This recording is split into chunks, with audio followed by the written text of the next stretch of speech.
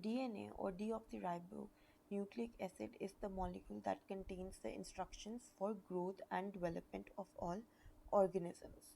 Now it consists of two strands, like over here, of DNA wound together each other in what is called a double helix.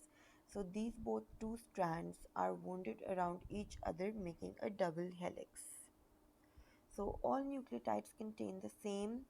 It has a phosphate group, it has a deoxyribose sugar, also it has a base attached to it. So we have four bases: adenine, cytosine, guanine, and thymine.